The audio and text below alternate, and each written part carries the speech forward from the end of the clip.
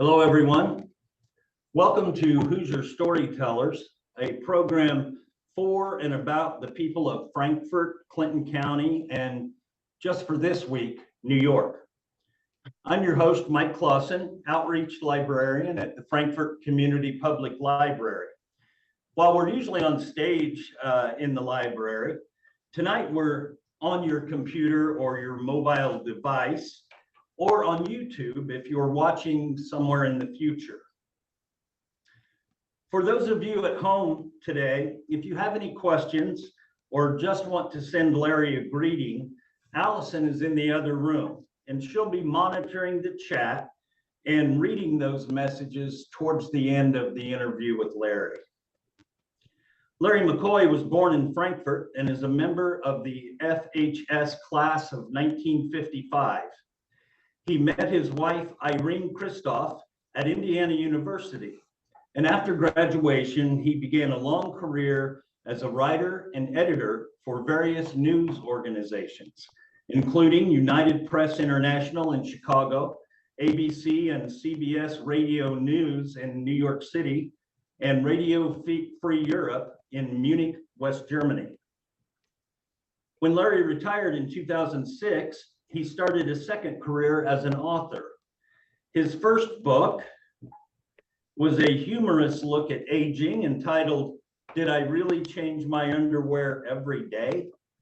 His second book, "Everyone Needs an Editor," was a memoir about his days in radio and TV news. His third book, "Grandma Told Me Never to Believe Anything Grandpa Says," was about his grandkids. And we'll talk about his newest book in just a minute. Today, Larry lives on Long Island in New York with his wife, Irene. We've asked Larry to join us to talk about his first career, his writing career, and his fourth book, which is about memories of coming of age here in Frankfort, Indiana. On the computer screen right there is Mr. Larry McCoy. Welcome back to Frankfort, Larry. Thank you. Thanks for doing this. Sure, our pleasure. Before you start, Mike, I think I need to tell a story about your dad. Okay. I think you know the story. I think I do. It was the last high school reunion I went to, and it's probably more than 10 years ago. And by that time, I had had 2 books published, and I was sitting having dinner with other graduates from IU, from Frankfurt, and Jim was at the table. Jim Clausen was at the table. And at one point he said, "Larry, I've read both your books. You should have stopped after the first one." And I laughed, tried to laugh. And then I told him I was working on a book about grandkids. And I actually sent him a draft chapter. And I got a very nice note saying he thought I was on the right track. Anyway, I just thought, and then after I approached the library and I saw the name Clausen, and then when I asked you, you said, "Yes, that's my dad." So anyway, yeah, I like that story. That's my dad. And he had, after he was gone, in his, he had his recliner, of course, and the TV in front of him and a little table there. And in that drawer, he had very important things like instructions for the remote and 2 of your books and letters inside. Yeah. So it's really an honor for me to be talking with you today. Thank you. So much of your early life is covered in your new book. I thought, if you don't mind, we'll start in the middle, work our way to now, and then spend the majority of the time talking about your days in Frankfort. You met your wife, Irene, at Indiana University, and then began a career in radio news. Could you tell us how that came about and what your job as a writer and editor for radio news consisted of? When I was at IU, I had visions of becoming a disc jockey. And when I got out of school, I actually had a job at a radio station in Anderson, which was run by a church. And they tired very quickly of my sarcasm, both on and off the air, and decided that WCBC in Anderson, Indiana could do without Larry McCoy. So I went back to Chicago, where I had been in the summers when I was working at supermarkets during my college years. And Irene and we were on the track to get married, so that put me near her. And I was looking for a job, and she was working at WBKB with the ABC owned station in Chicago. And her boss suggested that I try the wire services. So I applied at AP and UPI, and UPI hired me. I don't know why. They didn't ask, I had no interview with him. I just did a writing audition, and they never asked me if I could type. And I could not type because I didn't take it in high school because that was for girls. Another example of my brilliance. But I was really helped there by a lot of editors who could type and who also knew how to do a story. And so there was someone working at ABC who at UPI who left and went to ABC in New York. And I had gone to ABC and done a writing audition. And the day that this guy I knew working at ABC quit, I called him right away and I got hired. So that was our last connection with Indiana, basically living in Indiana. I'm betting that when you did learn to type, you used two fingers. I did two finger typing. I was very fast, but I developed tennis elbow and from typing, and I couldn't lift a coffee cup without it hurting. And so I went to when we were in Munich, we had access to the Army library. And I went to the Army library and got a book that teaches you how to self-type, touch type. And I think a very fast touch typist now. Not that I write anything worth reading, but I'm very fast writing it. Well, there's something to be said for quantity. Yeah. Right. So you leave. I guess you'd had some experience in a big town, having spent a lot of time in Chicago, but all of a sudden you pick up and you move to New York City, which must have been late 50s.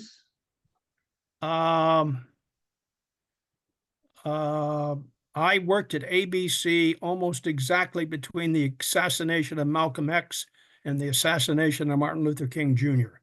Okay. I'm thinking 63, 64, somewhere in there. Mm-hmm. What was it like all of a sudden to find yourself in New York City, a kid from a small Indiana town? I had watched a lot of Steve Allen late at night in school, and I always thought he did these great on-street interviews where they just opened the door and Steve would ad lib and someone was playing music behind it, and it just always looked so exciting to be there. And plus, if you were in news, getting to a network was one of the goals. So, you know, I moved there and lived at the Y for a while until I found a place to live. And we found a new house in Long Beach, which is on the ocean, and very nice landlord, and who sold space for the old Herald Tribune newspaper. Anyway, it was an adjustment, but I spent a lot of time at work, so I suspect Irene, and we only had one child at the time, our daughter, they probably had more time adjusting than I did. But I've said this many times, New Yorkers can be as parochial as anyone. A native New Yorker once asked me if Indiana was on the way to Florida. And the answer, I said no, but the answer should have been, it is, as long as you don't care how long it takes you to get there. Well, it's kind of like that old cartoon map that showed New York City, nothing, and then Los Angeles. I think that's Saul Steinberg. I may have his first name wrong. Yeah, he drew a lot of covers for the New Yorker. So you lived and worked in New York City for the network radio news. At some point, you moved to Munich in West Germany and worked for Radio Free Europe. Now, this was pretty much in the the heart of the Cold War, I would guess. Yep. Could you tell me what it was like living in West Germany at that time? Munich is a very good town. It's 2 hours from the mountains, or an hour and a half if you go to Garmisch. We lived in a German neighborhood all the time. Our kids went to the U.S. Army School. My daughter Julie graduated from there. Another graduate of the U.S. Army School in Munich is Ryan O'Neal, the actor. But we were always the neighborhoods we lived in were always, the neighbors were always very polite and very good to us and helpful. In fact, my wife is still in touch with one of our old neighbors. And my daughter's German was good enough that she worked at both McDonald's and Baskin and Robbins in downtown Munich. And my son learned his German basically playing soccer in the neighborhood with other boys. And he's still in touch with a couple of the kids that he grew up with. Now, I know it probably was a lot different to be in Berlin at that time with the wall and everything like that. Was there any kind of, did you feel living there kind of in the front lines of the Cold War at that time? One of the regrets, I have two regrets of living in Munich, living in Europe. One, that I didn't take, I never went to Normandy. And the second one is I never took my kids or Irene to Berlin. I went to Berlin once by myself, and the kids should have seen the wall. But, you know, I lived there during a time when there was some terrorism, and it was not unusual to be driving home at night, and there would be policemen with serious weapons on the side of the road. You know, just, this is during the Baader-Meinhof gang. Who like to assassinate political leaders. But I never felt, I may have felt safer in Munich than I did sometimes in New York. At some point then, I think you went back to the United States, and you and your wife moved to Long Island, I guess right where you are now. We came back in 1980. 1980. Could you fill us in a little bit? Tell us a little bit about your wife. That I know she was a writer too, and I'm not sure how many children you have, but we should mention them here. We have two children. Julie's the oldest. She's, I guess she's 63. She worked for a teachers union on Long Island. Does a lot of writing. Has had 2 or 3 plays produced on Long Island. Has written 2 books. One of them fiction and one of them about her travels. Our son, who's 57, is a photographer. Julie and Lynn, her husband, they have 2 children. One of whom lives in Queens and is a photographer, video person. And the other one lives on Long Island, Rachel. And she goes around putting heart monitors on people. But Rachel lives fairly close.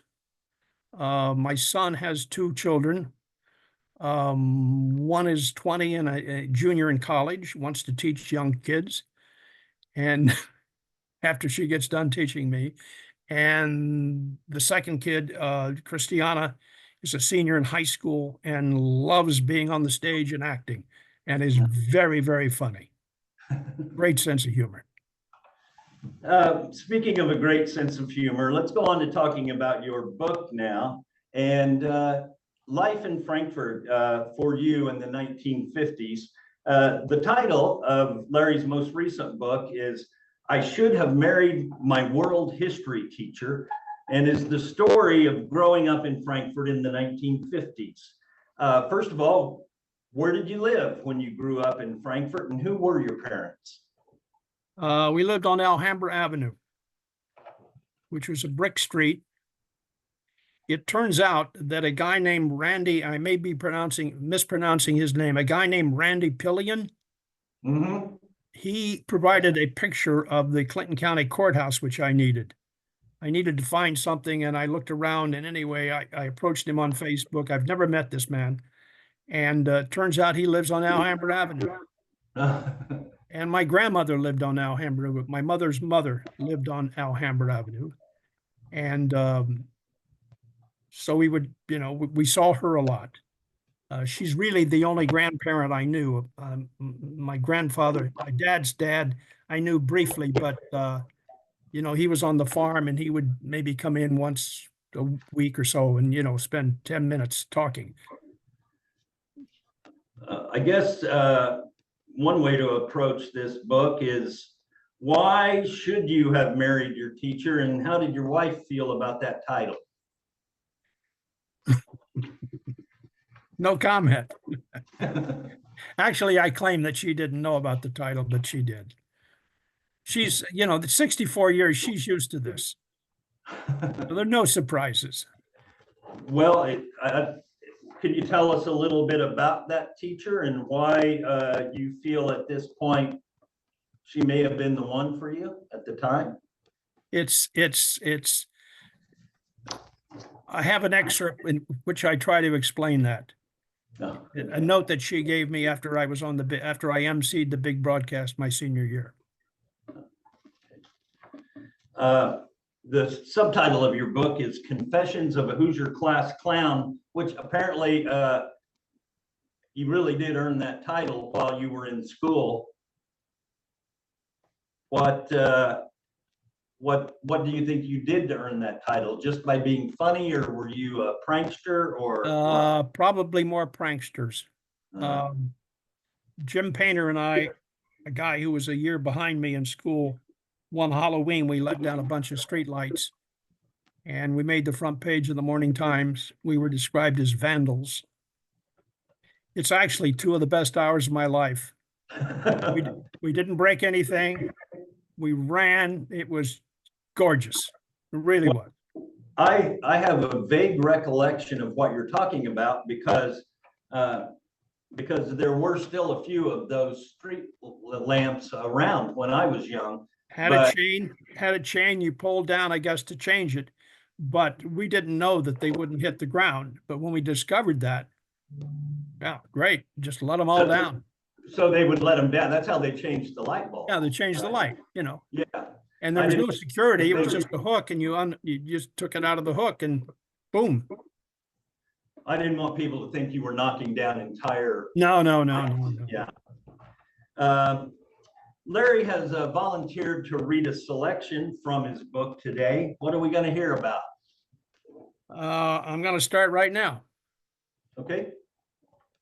After Grandpa McCoy died in 1944, he moved to his farm near Colfax, the farm my dad grew up on. I was 7 years old and my older brother Jim was about 10, and neither of us was much help. Our chores included milking cows. They have to be milked twice a day. And Jim and I were assigned only to the evening shift. A cow we called Big Red scared the berries out of us. She kicked when her tits were touched. As I've grown old, I have some of my own and appreciate why Big Red didn't want anyone squeezing hers. On the rare nights when Big Red didn't start kicking, neither Jim nor I had hands big and strong enough to squeeze more than a trickle of milk out of her. Dad would come home after work at a Frankfort lumber yard and hear that every cow except Big Red had been milked. He was not pleased that his 2 older sons showed no aptitude for handling simple farm chores or even basic courage. While in Dad's eyes we may have been sissies, we both desired to age slowly, maybe even living into our teens. Although there was no running water on the farm, there was a sink where we kept a pan of water to wash things. One day, Mom decided to paint the wall under the sink and asked me to help. Why she didn't tell me to hold a kerosene lamp so she could see what she was doing, I don't know. I do know I was asked to hold a match while she did this task. Of course, something went wrong, or I wouldn't be telling you about it. I probably, make that definitely, wasn't paying enough attention to where her head was as she moved her paintbrush back and forth. I did, and this is to be admired, pay attention when her hair caught fire. I don't recall whether I was the first to realize this, but Mom grabbed the pan of water in the sink and poured it over her flaming hair. Whether the paint job was ever finished is lost in McCoy family history. I am certain Mom never asked me to hold another match for her. She was a high school grad and a smart lady. After we moved back to Frankfort, we had a cow for a while. Living on the edge of town meant that there were open spaces, and Dad had arranged with a neighbor to let the cow graze on his property. I don't think the cow was the much feared Big Red. Bob DeWitt, a boy who lived nearby, was seen in the field one day and was asked by Dad to get away from the cow. Not long afterwards, Bob, who was a year or two older than me, showed up on Alhambra Avenue and pulled out a small gun from a cloth case. "So you won't let me play in the field," he said, pointing the gun at me. I had seen enough cowboy movies to know what the hero does when a gun is pulled. He slugs the guy. I hit Bob in the jaw. A runt of a kid who saw the gun ran to my house. Shortly after I threw my punch, Mom opened the front door and said, "Bob, if you don't know how to play right, why don't you go home?" I'm glad to report Bob took the suggestion. When I was about 10, my mom's mom, Grandma Alexander, took me to Detroit, where 3 of her sons had moved during the Depression. I don't know why she picked me to go with her and not Jim. Maybe it was because I've always been cuter, or she knew that the secondhand clothes I was wearing wouldn't attract undue attention. My cousin Tom Smith, who was several years older, took me to a soda fountain, or maybe it was a pool hall. Whatever it was, there was a window facing the street, and we were there only a few minutes before Tom screamed, "Let's go!" He went racing out the back door. He had spotted a truant officer, and the running was a sign this was not the first time Tom had decided he had better things to do than show up for school. Anytime you get away with something, it's exhilarating. Young folks and politicians know that. We ran and ran, and when we realized we weren't going to be caught, laughed and laughed. If Grandma asked what I did all day with Tom, I'm sure my response did not include the run for my life. It was best that she not worry about me, but get her rest before the long drive home. Although I played the sousaphone badly, I enjoyed being in the high school band. One reason was Charlie Evanson. Sir Charles played trombone and had a habit of leaning back in his chair on the top riser in the band room. Every couple of months, band practice was interrupted by a racket. We all knew what it was. It was Charlie flat on his back on the floor. I don't recall him ever hurting himself, so it was something we all looked forward to. Every year, the band played at Howard Hall when grade school kids showed off their tumbling and other athletic shortcomings. These exhibitions, I thought, were several rungs below agony. One blissful night, when the little punks were doing their imitations of somersaults, splits, and whatever, Charlie and I began applauding to show our appreciation of this marvelous spectacle. The rest of the audience joined in. Oh, this was going to be neat, and Charlie and I did it again, and the audience joined in again. Soon we had a visitor, Mr. Aidan Long, the band director. He sat next to us, ending the applause and merriment. Damn. I didn't take world history until my senior year, later than most students. Being the oldest in class, I felt obligated to provide leadership. I would storm into the room after the bell rang and put on a raucous show of taking a seat. The teacher, Miss Edith Hinman, was an elegant woman, and when she asked questions of the class, I liked to take off my glasses, drape my handkerchief over my face, put the glasses back on, and then wave my arms vigorously.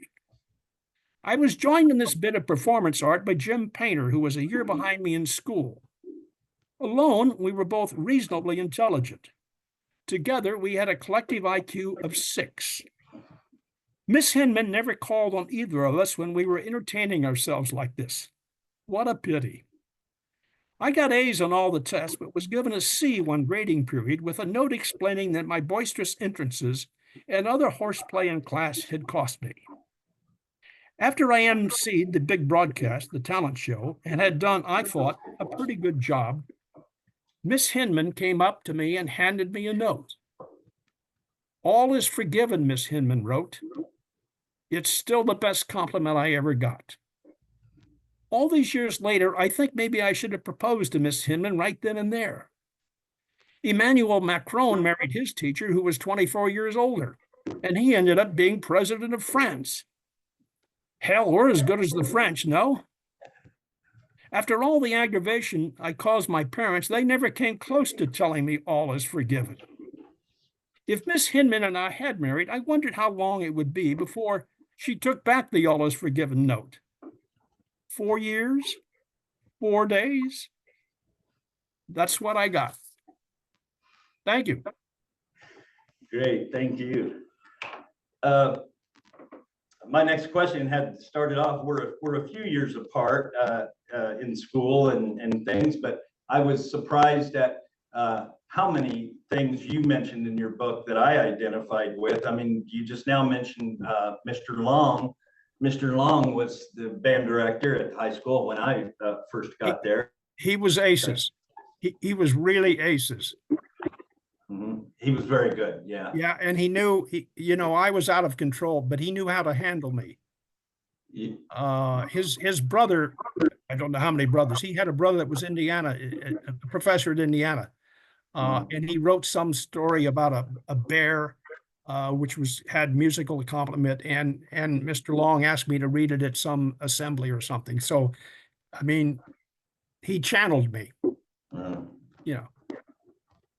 I think there were so many, I mean, in my memory, in junior high and high school, there were so many teachers, especially really strong male teachers who had all been through World War II, and they stayed in the teaching profession and they got to be really good at it.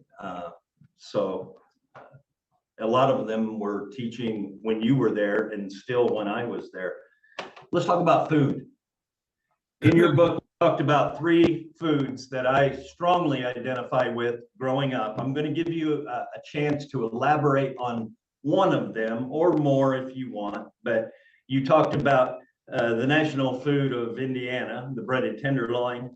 You talked about sugar bread, and you talked about strawberry pie.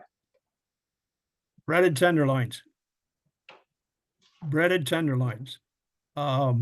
Anytime we came back to visit, my mom would always make sure that she made some breaded tenderloins. My wife grew up in northern Indiana in the region, next to Hammond and Gary, right on Lake Michigan. I don't think she had ever had a breaded tenderloin. And when I would come back to visit my best high school buddy, Paul Killian, and we would get together, he'd always pick a restaurant. He apparently thought living in New York, I was culturally deprived, but he'd always pick out a restaurant where I could go get a breaded tenderloin. And I did. They're delicious. And it's hard to describe to someone that hasn't had one, how big they are and how good they are. All right. Now, when you were young, I know you, without giving too much away, you write a section in your book about your mother preparing breaded tenderloins. Right. Did you ever get to go? Was there a specific restaurant in town that was good at that time for a breaded tenderloin? I don't think I ever read. No, not that I knew of. There may have been, but we never went to restaurants. Right. We might go to a hamburger joint, but I don't think I was ever at what I would call, and I'm not being elitist, I hope. I don't think I was ever in a restaurant until I was in college with my folks. Yeah. I don't think that was too uncommon, actually. And one of the things I really like about the time that I grew up is you didn't negotiate what mom made for dinner. Right. Mom made dinner. Yeah. That may be sexist. Dad could have made dinner, but mom made dinner, and that was it. And if you didn't like it, tough. I'm going to ask you, I was only going to ask you about one food, but I'm going to ask you about the other one because I thought our family was the only family who had sugar bread. It was delicious, wasn't it? Yes, and probably it was on homemade bread or white bread. I mean, I don't recall having much wheat bread or whoever heard of rye bread. Did you No, have a rye bread as a kid? no. Yeah. It's usually White white bread. bread with a lot of butter and the Mhm. sugar. You put the sugar on it. It was great. We Sometimes also it was had dinner. we also had a mayonnaise sandwich. That I'm unfamiliar with. Yeah, it was just bread with mayonnaise. Okay. Um, you mentioned several businesses and places in Frankfort. I want to talk first about uh, Oy's Drugstore because this came up here at the library the other day. Our young lady in genealogy was going through a lot of old clippings that had been donated to the library, and she kept talking about this Augie's place. And she had to be corrected that it was Oy's, and it was also funny to me because I remember reading about that in your book. Uh, That's Talk a little bit interesting. about That's Oy's interesting Drug. because Irene asked me the other day how you pronounce it. Yeah. Could you tell us a little bit about Oy's Drugstore at the time and why it was the happening place? My Well, mother talks about it it all was the on time. the square. They had a soda fountain. They never tried to get you to leave if you had spent your 28 cents or something.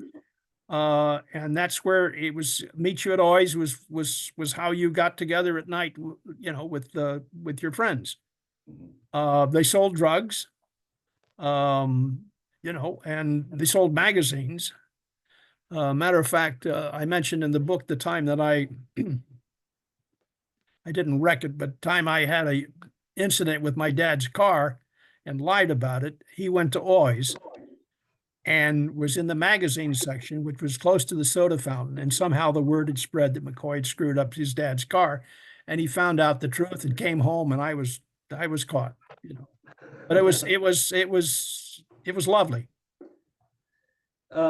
You talked about the Roxy Theater, the fairgrounds, Laverty's on the alley, the TPA Park. I was going to ask you about three that you didn't mention that I think were around when you were there. One of them was the campus castle. You talked about always. Wasn't the campus castle a happening thing then? It was, but the problem I have is my folks moved to Bloomington in my senior year, and I stayed with my grandmother. So, and then my grandmother ended up living with us. So I had no incentive in college really to go back to Frankfort. So, all these years ago, a lot of this is really, really vague. Although I do remember the Milky Way, and I don't know let's say the last time I was in Frankfort, probably for that high school reunion. I loved PTA Park, and I went out there one reunion and played basketball, shot around. But anyway, the last trip I remember to Frankfort, I went to the PTA Park, boring Irene driving through there. But we ended up at the Milky Way, which is, it's still open. It's still the Milky Way. And the Yeah. interesting thing I find is that it's always the Milky Way. It's not Milky Way. It's the Milky Way. Yeah. Yeah. Yeah. It's never really a surprise to me to hear how successful graduates of Frankfort High School have turned out to be in the bigger world a lot of times. In your book, you talk about three hot dog graduates who did all right for themselves, and I thought they had very interesting careers. Could you say just a few words about Jim Painter, Frank Starr, and Denny Smith? Uh, Denny Smith his dad was a dentist. And the first Thanksgiving, the guys from the class of 55, the first Thanksgiving after college, we came home and a bunch of us got drunk. And anyway, Denny Smith was very smart, and he worked in science, and I think he worked for some lab outside Chicago, and he ended up being the president of the University of Nebraska for 10 years. And I like to rub it in that this guy who I stayed with one night when I was Thanksgiving and we all got smashed. He ended up being the president of the University of Nebraska, which is pretty good. Frank Starr was his dad was a lawyer, but was a reporter for the Frankfort Morning Times. In fact, when his dad died at a fairly young age, his mother, I'm searching for her name. It may have been Lou Ann. In any case, she took over his job, had never worked in journalism. And Frank ended up working for the Chicago Tribune. And he was the Moscow correspondent for the Chicago Tribune for quite a while. Jim Painter, I discovered in writing this book, had died. And Denny has died too. But Jim Painter, who I thought was a goofball, ended up joining the Navy. He ended up monitoring communications from the Soviet Union, learned all kinds of languages, graduated from college, had a very distinguished career. And then I think when he retired, I think he worked for the NSA. And one of the things he was doing was teaching classes. And I say in the book, I would have loved to have known that and gone to one of his classes and put my handkerchief over my glasses and waved my arms. Yeah. It was a good class. And, my boss, I haven't mentioned Jim Alm. Jim Alm was a basketball player, and he was in either, I'm guessing here, either the first or second year of the Air Force Academy when they set that up. And he retired as a general in the Air Force. So it was a good class. yeah, really good. Usually at this time when we do our Hoosier Storytellers presentation in the theater, we ask the audience if there's any comments, questions, or anything like that. My boss, Allison, has been monitoring the live chat, and she's going to let us know now if there are any comments or questions. Allison? No. Do you have any comments or questions, Allison? No. We have all. That's Allison. Thank you, Allison. We have all 4 of Larry's books available here at the library. But I assume, Larry, if people want their own copy, they can find them online at like Amazon, Barnes and Noble. Is there any other way to find your books? They could always send me a note. Okay. And I would send them a copy. I would charge them, but I would send them a copy. I have a website. I have a website, Okay. LarryMcCoyOnline.com. LarryMcCoyOnline.com. Yeah, and there's a message section there where you can send me a message. Oh, great. Yeah. That'll be great. Yeah. So if anybody does have any questions or wants to ask Larry anything, I guess you could go right to that. Or sue me. Or sue him. Larry, I'm going to wrap it up now. I'll leave the last word to you. If there's anything else you want to leave us with. No, I've enjoyed this. I grew up at a good time in a good place, and I'm glad for that. You know, I once asked my oldest granddaughter, who's now 31, I said, you know, I'd like to take you back to Indiana sometime and show you the farm. And she said, why? So it's kind of hard to address that. I thank you, and I thank the Frankfort Library. Yeah, thank you very much. I really want to thank, on behalf of the library, our guest Larry McCoy for taking the time to visit with us this evening. This Zoom author talk will be posted to the library website. Thanks to my cohorts, Daniel Robertson, Mindy Emsweiler, and Allison Mon for their assistance. And thanks to everyone who's been watching for joining us. Hoosier Storytellers is a presentation of the Frankfort Community Public Library.